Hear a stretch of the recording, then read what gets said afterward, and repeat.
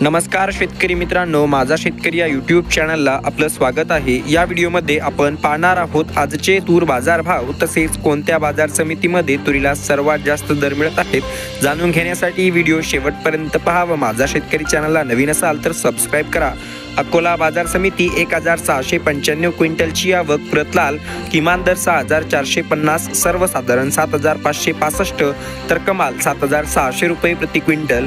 त्यानंतर लातूर बाजार समिती 5566 क्विंटलची आवक, प्रतलाल किमान दर 6870, सर्वसाधारण 7250 तर कमाल 7360 रुपये प्रति क्विंटल।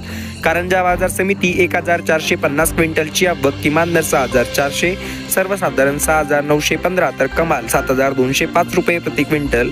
त्यानंतर मलकापूर बाजार समिती प्रतलाल 1740 क्विंटलची आवक, किमान दर 6775, सर्वसाधारण 7150 तर कमाल 7450। जालना बाजार समिती पांढरा 1796 क्विंटलची आवक, किमान दर 6200, सर्वसाधारण 7211 तर कमाल 7281 रुपये प्रति क्विंटल।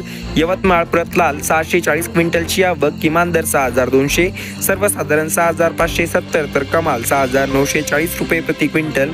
त्यानंतर चांदूर बाजार प्रतलाल 366 क्विंटलची आवक, किमान दर 6600, सर्वसाधारण 6970 तर कमाल 7100 रुपये प्रति क्विंटल।